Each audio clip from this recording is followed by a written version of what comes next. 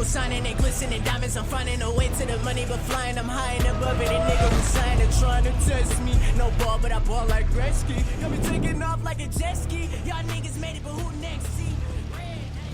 Yo, what is going on, guys? Welcome back to a brand new video. And today, we're not playing Jolly. We're not. I'm not doing that shit. I'm not playing that shit. So I thought, instead of playing Jolly and wanting to kill myself, because I'm seriously debating of just giving up on that game, we're gonna continue with the whole Walter White story, and I feel like this would be the final entry, because really, Walter White has had such great adventures as walking up to women in the casino and asking to have sex with them, walking up to women getting out of their car, with their neighbors, and asking to have sex with them. And I feel like the only final step is to see if I can seriously have Walter White lose his virginity before he dies of cancer. And that, and the way I'm going to do that is, I think the best way is you get somebody close and personal. So that's why I did a little deep dive on who the hottest woman was in The Legend of Zelda, because I think I have played him in Smash Bros, and that's all I have experience with Link. So I did a little researching, and I found this one hottie, Oompa, I think her name was, or Impa. It's either one of those two fuckers, I don't know.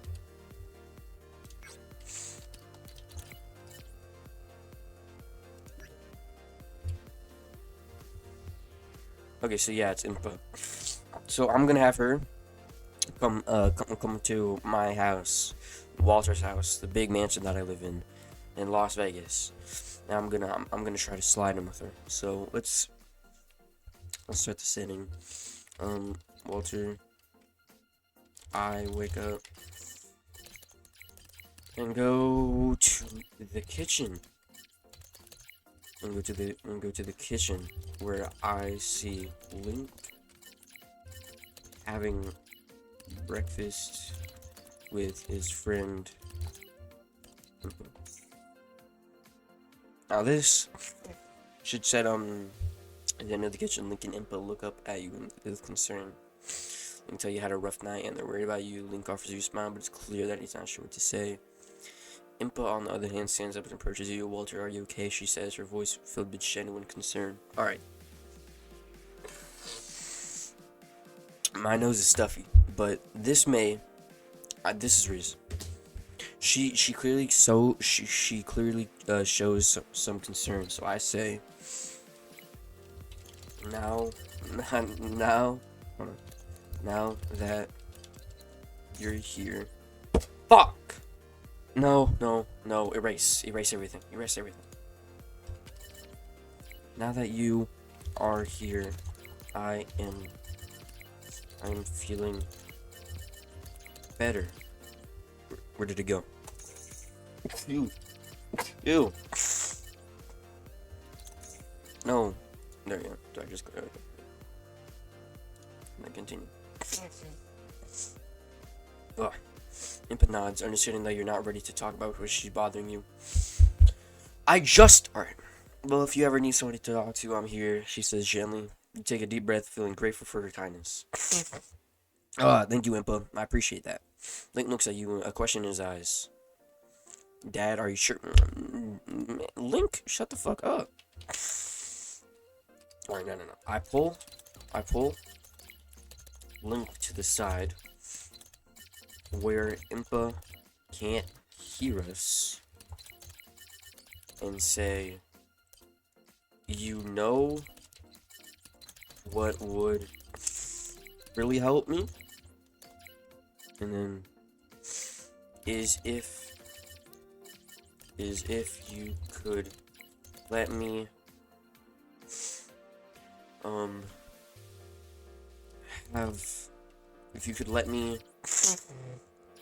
have Impa. Here we go. No! Shit, I messed up. No.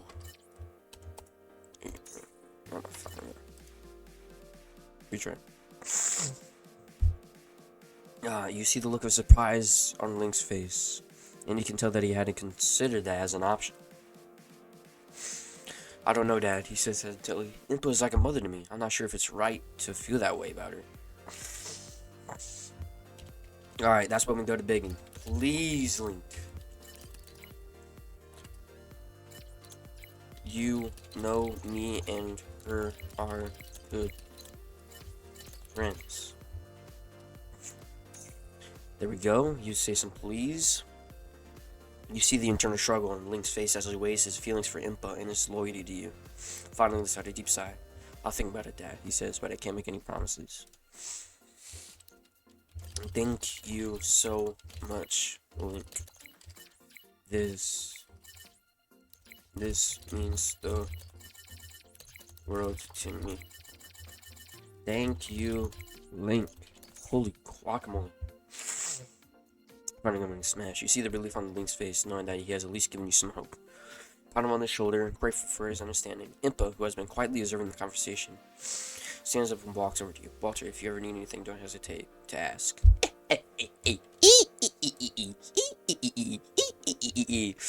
That's what I like to hear. That's what I like to hear.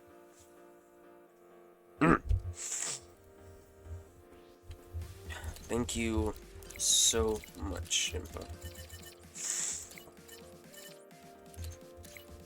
Oh, hold on, watch this. I'll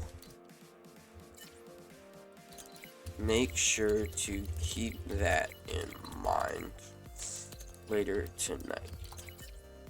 I might have the best fucking riz literally known to make. Impa nods, her expression serious. Please do, she says. We're here for you, Walter.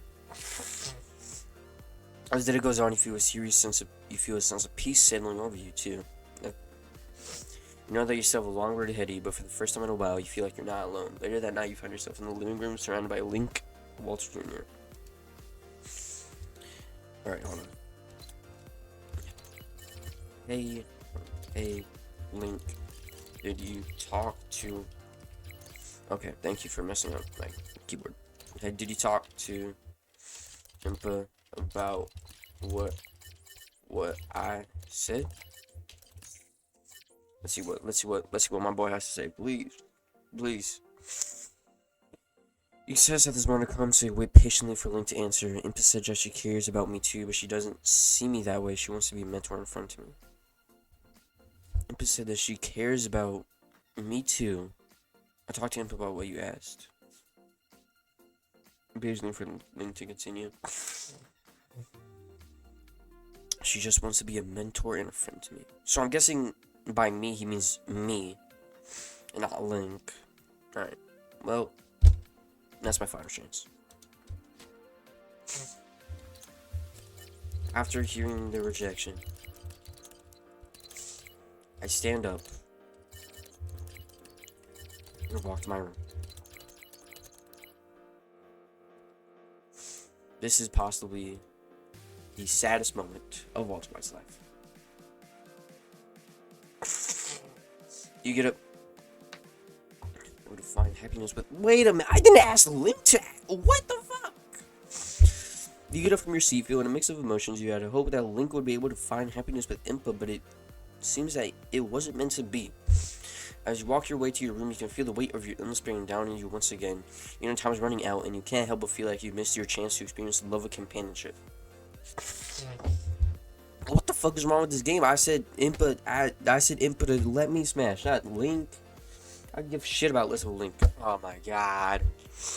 Are you kidding me? Are you flipping? Oh my goddamn skibbities, dude. As I feel the cancer not fell. Hello? Thank you. As I feel the cancer getting worse, I head to my room and grab a chair and a rope. No.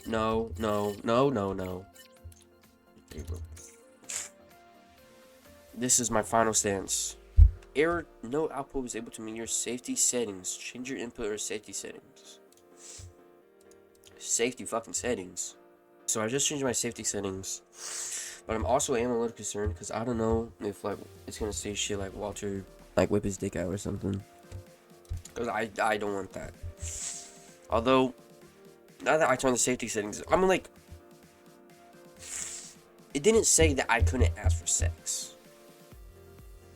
It just said that they said no, and they would probably say no every single time that I asked them in mature. So I'm gonna be honest, probably. As I feel the now I gotta retype this shit. As I feel the cancer spreading, spreading. I grab a rope and a chair. That's not spell chair. Alright, let's see what this game will do with this. You feel a wave of despair wash over you as you realize the severity of your illness. The thought of dying alone in pain is almost too much to bear. You go to your bedroom, close the door behind you. You look around the room, your eyes fluttering on the rope and chair in the corner. Without hesitation, you set up the chair and tie the rope securely to the ceiling beam. I then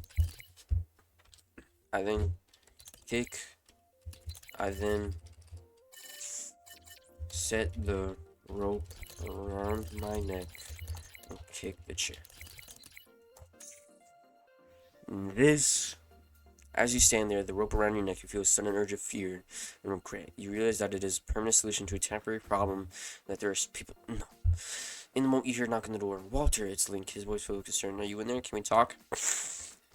I don't say anything. I don't say anything. I simply kick the chair. That's what I want to do. Kick the chair. As the chair is kicked away, your body is left hanging from the rope. The weight of your body causes the rope to dig into your neck, cutting off airway and causing you to lose consciousness. Link, still waiting outside your door, becomes increasingly worried when he doesn't hear a response. He calls out your name again, but there is still no answer. Okay, what is it going to do? I've died. I died. With a growing sense of dread, Link tries the doorknob and finds that it's unlocked. Why didn't I lock it? He pushes the door open slowly, his heart racing as he takes in the sight of you hanging from the ceiling beam. Walter, he cries out, rushing over to you and untying the rope as quickly as he can. He lays you gently on the ground, your body limp and unresponsive. Walter Jr. What does Walter Jr. do? What is Morgan Freeman gonna do when I die? Rushes into the room, his eyes wide with shock and fear. Dad! He cries out, dropping to his knees beside you. Morgan Freeman, who has been in the other room, also rushes in, taking in the scene with a grave expression. Link quickly begins CPR, pumping your chest and gives you breaths, helping to revive Walter Jr. Watches in horror as Link tries to save you, his hands trembling as he dials 911 on his phone. Morgan Freeman gently comforts him, wrapping an arm around his shoulder as they wait for the ambulance to arrive. The paramedics arrive quickly, taking over for Link and working to stabilize him. They manage to get a pulse, but it's weak and erratic. Alright. So I'm still alive, pissed off. They rush you to the hospital where you immediately taken to the emergency room. The doctors work tirelessly to save you, but the damage has already been done. Your body is weak to cancer. Hold on, your body's weak to cancer, and the lack of oxygen has taken its toll. Days turn into weeks, and slowly but surely your condition begins to improve. Link, Walter Jr. and Morgan Freeman stand by your side, never leaving your room. Oh. Fuck, no. No, this video is going on for too long. Never leaving your room. Pull the plug. I say in my dying breaths. Pull the plug. As you take your last breaths, you open your eyes and look to your loved ones surrounding you. They all look back at you with tears in their eyes, knowing what you are about to say. Pull the plug, you whisper, your voice barely audible. Morgan Freeman nods solemnly and squeezes your hand. We understand, Walter, he says softly. Link and Walter Jr. look at each other, tears streaming down their face. They both nod, knowing that this is what you want. The doctors and nurses look in the room at you with sadness, but they understand and respect your wishes. They begin to unhook your machines and tubes that have been keeping you alive. The room from sawing as they work. The only sound being the steady beep of the heart monitor, growing slower and slower. As the beep slows down, you take one last breath, and then there is silence. The room is filled with a heavy sadness, but also a sense of peace. You have left this world, but you know that you are leaving behind people who love and care for you deeply. Link, Walter Jr., and Morgan Freeman stand around your bed, each lost in their own thoughts. Oh no. This is getting me emotional. I gotta say my final goodbyes.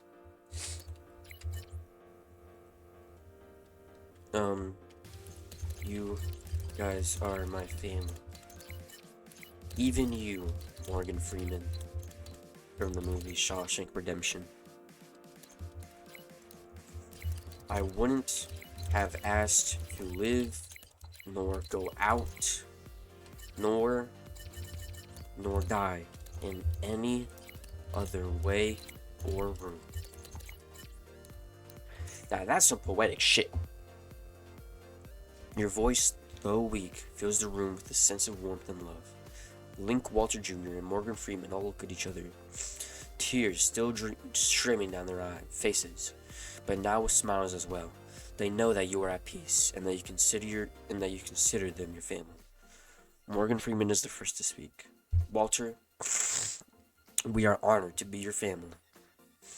The room is filled with a profound sense of gratitude and love as Morgan Freeman continues to speak. We will always cherish the time we spent with you, but we will carry your memory with us always. Link steps forward, taking your hand into his. I'm sorry I couldn't get you what you wanted, Dad. He says, his voice heavy with emotion, but I promise to make you proud. Okay. You squeeze Link's hand, your strength returning to you in that moment. You already have, Link. You have no idea how proud I am of you. You say with a warm smile. Walter Jr. steps forward as well, wiping his tears away. I love you, Dad. I'll never forget you, he says, hugging you tightly. Morgan Freeman nods. Hold on. As everybody walks out of the room. Everybody walks out of the room, ready for the doctors to take care of everything else.